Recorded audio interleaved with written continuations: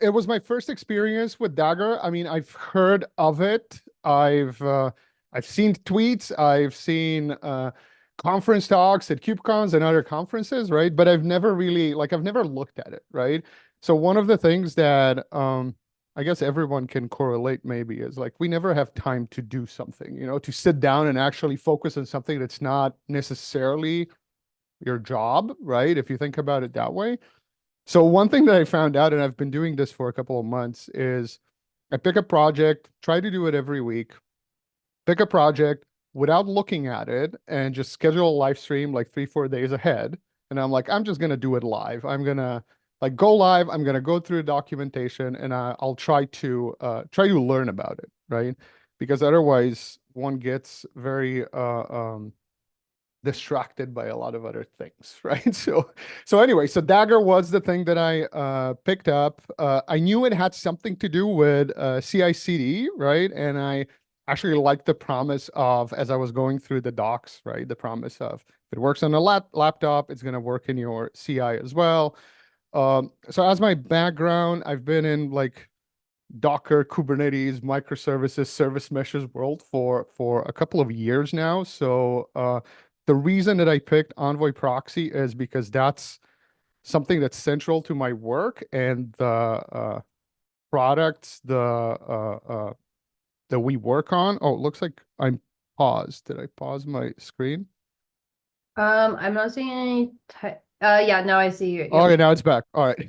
Anyway, so yeah, so Envoy Proxy, that's something that I've used, and I'm using, and the company Solo.io is using for their product. So basically, Envoy, if people are not familiar with, so Envoy Proxy is an agent service proxy designed for cloud native applications, right?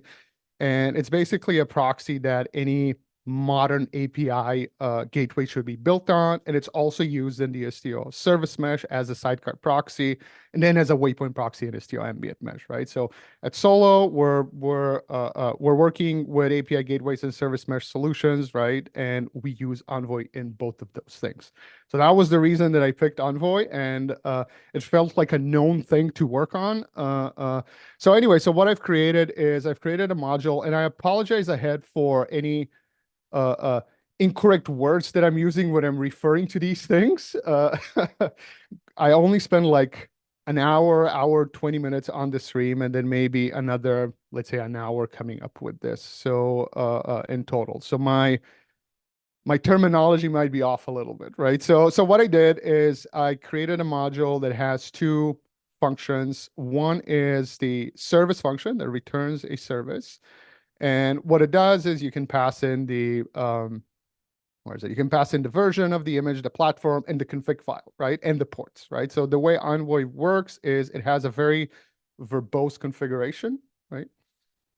So I figured maybe I should create a function that returns a service that would allow me to access it from the host and test the configuration, right?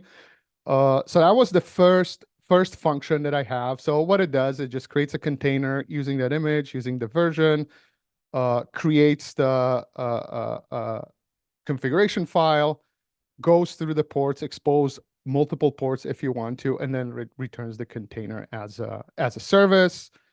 So let me run this one very quickly. So Envoy proxy service, pass in the config, which is this one here. And what this one does is it exposes the admin port for the proxy, exposes port 10,000. And then this is all the configuration. And what it basically does, it just routes to or proxies to http.bin.org. That's all this configuration does. So if I run this, there you go, it's up and running. And then from a different terminal, I can access the admin endpoint, and I can also access the call the localhost 10,000, and this will just be proxied over to the HTTP bin org, right? So it's a very simple thing that one could use as part of their pipelines if they're using Envoy as part of their projects, right? So let me stop this. That was the first one. And then the second one was the down here. It's just a simple function that validates the configuration of the Envoy proxy. So I've picked a simple configuration here. And this, the only thing it does, it just proxies the calls to one endpoint, and it's like almost 50 lines. Typically, Envoy configurations are like, if you have 10,000 lines, that's not untypical, right? So it's very verbose, and there can be a lot of stuff there, and you can make a lot of typos as well. So anyway, so what I added is I added the validate config command, which does pretty much the same thing as the previous one. The only difference is it calls the Envoy proxy, the binary says to validate using the validate flag, and passes in the configuration. So let me just show this one very quickly as well. Let's see, Dagger call validate config. So if I validate the valid one, uh, it's just going to return okay, right? But if I validate the invalid configuration, it'll fail.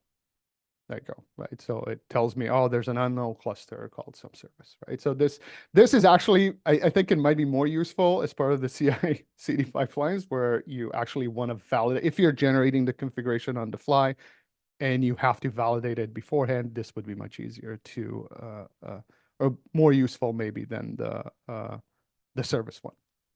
So yeah, that's what I did. I also published it up on the Daggerverse. So it's there if people want to try it. Also, my Go skills are not the best, so feel free to make it better and make it look better. So yeah, but it was pretty much a great. I like the documentation. It flowed very well. I was able to get up and running very quickly. It focused on the things that matter at the point where I was in learning about it, right? So it wasn't talking about the advanced concepts in a quick start, for example, right? It just guided me through. So I think it's very, very friendly for new people and new, like, let's say new contributors or people who want to start using it. Yeah, so that was my experience. Thank you so much, Peter. And you got you got the Daggerverse terminology right and everything. So look at Yes, it's and I put yes. the link to your module on the general channel for anyone who wants to try it out or build on top of it. So looking forward to in the chat, people were mentioning around some things that want to Yeah. start working on too. So Yeah. Yeah. The actually I just saw Solomon's comment on too lazy to learn how to configure it. So what I was trying to do is I was trying to come up with a more declarative way of a way to configure, to create the configuration on the fly, right? So you would say, hey, I want an Envoy proxy. I want it to route to that thing or proxy to that thing over there. I want to do this. And I was like, that's not going to be a 1 hour project, right? So I'm still open to doing that. So that would be actually way more useful, right? But then, I start overthinking things, and it's like, why are we rebuilding this here? But it kind of makes sense. Yes.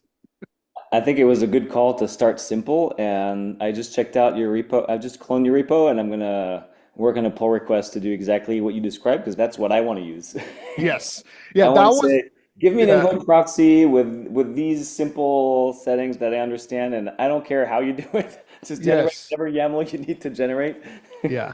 Yeah, exactly. That would be very useful. That would be very useful. I was like, I wanted to do something, like just to Yeah, get the ball rolling, but then totally. once you have something already there, it's like, well, let's build on top of it. And my very vague familiarity with Golang doesn't help either. So I think it was the right call, and I think it's kind of the general approach of most of the Dagger community, I would say. We love we love a quick win, and then continuing from there, you know. yeah.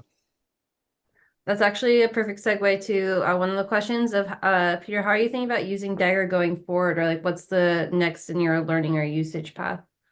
I mean, I'll try to like expand this maybe on like Solos products that we have. We have like an API gateway, right? That I'll probably try to daggerize in some way, shape, or form and try to like sneak it in where I can.